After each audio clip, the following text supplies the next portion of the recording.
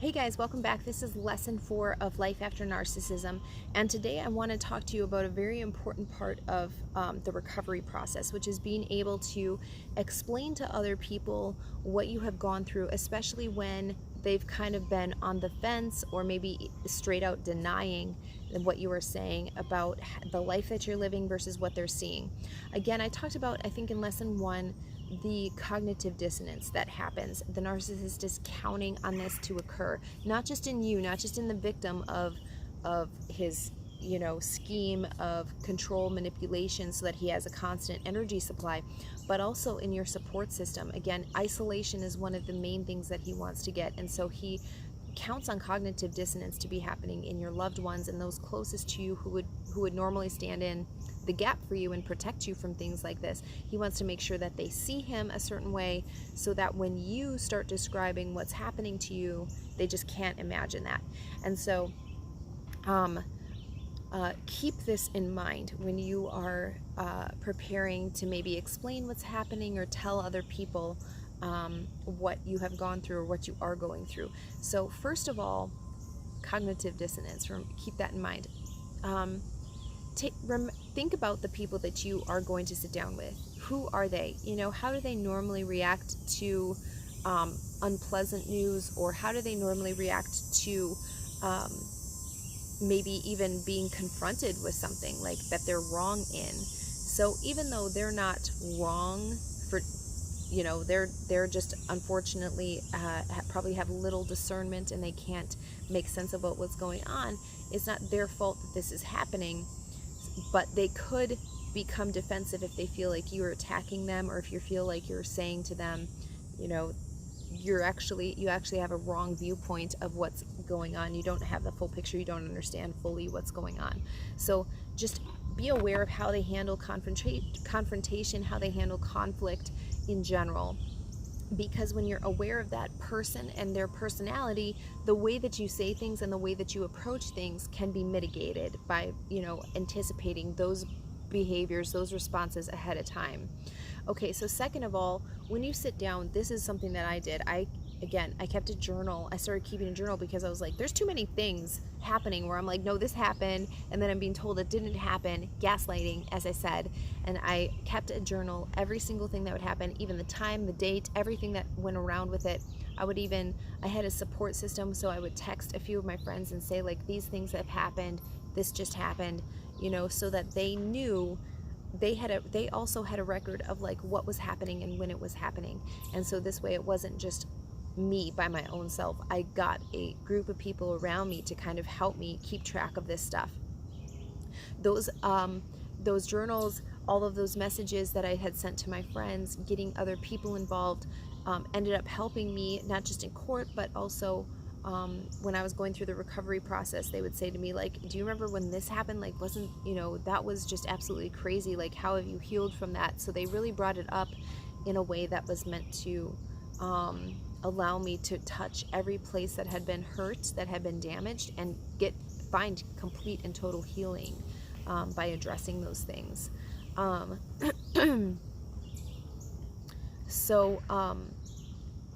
Step 3. I've gotten some negative feedback from it, but I can tell you from my standpoint, the narcissist was making me so crazy. I was doing things, I was acting in ways that was so uncharacteristic from me. So he would say, she's crazy, and then I was acting crazy, and I was validating the things he was saying about me. It wasn't because I was crazy, it was because I was so frustrated that people couldn't see through his facade and they couldn't get a handle on what was actually happening, and that was so frustrating to me. I didn't know how to react, and so I started saying things and doing things that were very uncharacteristic of me, but I played right into his hand. And so for me, at the end of all of this, when I'm like trying to explain to people what had happened, I had to own the fact that I didn't behave in a manner that was representative of who I was. I gave them reason to doubt what I was saying because I was doing what the narcissist was saying. So I had to explain all of this, like, this is why I was behaving that way. And it wasn't in such a way of like, this is my excuse for doing that. It was like, this, I couldn't even think I was just behaving out of impulse because I couldn't get justice, I couldn't get traction anywhere that I went. And so when I took responsibility for my actions, for my behaviors, and for what the outside people were seeing, it was easier for them to kind of understand what was going on, and it was easier for them to kind of put themselves in my shoes and meshing what I was doing with what I was saying and what I was experiencing versus what they were kind of witnessing. And so that was really beneficial for me. Again, these are just the things that I have done. I wrote these programs. I wrote the whole Unmoved mentoring courses, all of the mentorship programs from my own experience. And so I wanted to give to you what I actually did. So I've done these things with individual clients and again in my live mentorship program, so I know that these work for other people as well. You can't change something that you're not willing to address. And again, that for me, it was like, I don't want to be that person. I don't want to become the thing that I hate. And so I really had to look and see, why was this happening? I had to address the root cause of what was making me behave this way so that I didn't behave that way. And taking responsibility for my own actions, for my part in it, was part of my healing process. It was part of my recovery process, and I can't imagine it being any other way. So the next step is that finding peace with what happened to you. This is step 5, like just being at peace with what happened to you. You can't try to make sense of it. It's not ever going to make any sense how people like this can exist, how they can get away with what they get away with. But you need to come to peace and come to terms with the fact that you believed a lie. You were probably even living a lie. You were probably covering up for the narcissist for some parts of it. You were going along with what he wanted you to go along with and saying what he wanted you to say and doing all the stuff that you would normally never do, and you were part of that lie. And so, again, not for condemnation, not for shame, not for guilt purposes, but just saying, like, just at recognizing how far off from where your true north is, he was able to pull you, recognizing that and being able to make a way moving forward so that that doesn't happen again. This is absolutely critical because, again, we're going to repeat the same behaviors, the same mistakes, the same decisions. We're going to do those things again and again and again unless we ever change our mindset. We can only change our mindset when we address, okay, this is what I was thinking. This is a problem. This was a problem. I need to change it. So be reflective about this, when you're going through it. Number 6 is recognizing that this is not a normal breakup. People might try to rush you, like, get over it. You guys weren't together even that long, and because they don't understand the depths of trauma bond. They don't understand what it's like to be with a narcissist all of the time. They don't understand what it's like to be in that environment. So don't let them rush you, and try to explain to them that this is not a normal breakup. Explain to them, like, this is not just I'm leaving this person. I'm not going to speak with this person.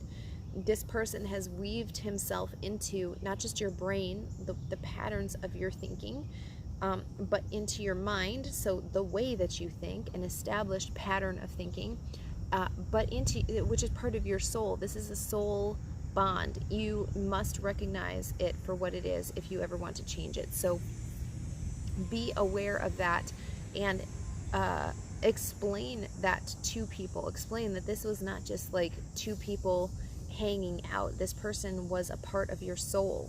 He had gotten all the way in there. And so this is very, very, very important to understand for your own self, and for other people to understand that they need to have grace and patience with you as you go through the recovery process. And step 7 is that you need to have, the support of other people. You really do. It's not something that you can do alone. I couldn't have done it alone. I needed other people who I could speak with, who would listen to me. I needed people who understood what a narcissist was and the depths of this kind of trauma and behavior and things like that. And again, I was not going to be around people who were going to kind of justify or make excuses for the narcissist. No, there isn't any excuse. Do you see what he did to my life? He's ruined it completely. And not only that, what about my babies? And what about the fact that this is permeating many areas of our society, including the judicial system, which is supposed to give justice.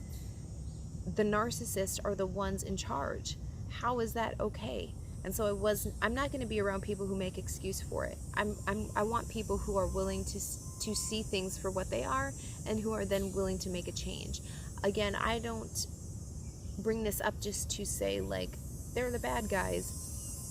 It's like I recognize it for what it is, and I'm not also willing to sit by and just let other people do it.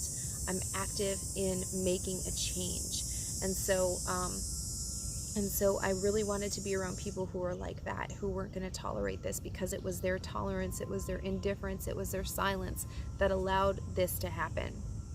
I recommend in here, buying the book Psychopath Free. I read that book, and I even gave it to my family members. I don't think they read it, but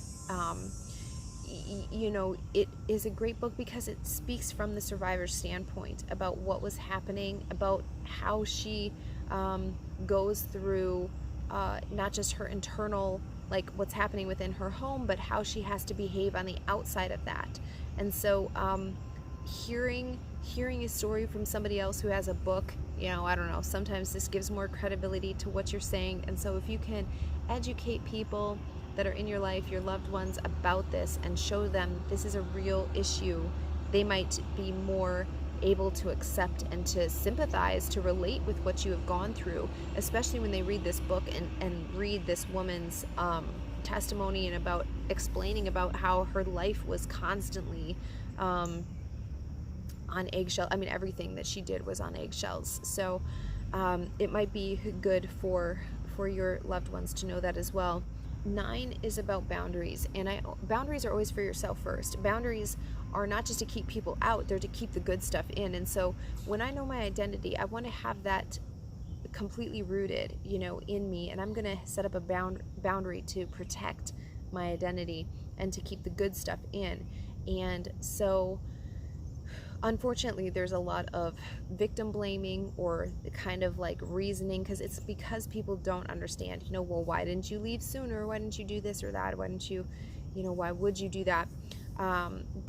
It's because they're trying to reason. They're trying to make sense of something that does not make sense. They're trying to make sense of something that is never going to make any kind of logical sense. And they also don't understand the depths of which this type of relationship impacts somebody. So boundaries are, again, very important, because when you have your identity firmly rooted and you have a boundary around your identity, these kinds of reactions from people aren't going to allow bitterness to get in. They're not going to allow hatred to get in, and kind of resentment or any of those other feelings to get in, because it's like, what these people don't understand, maybe I can help educate them.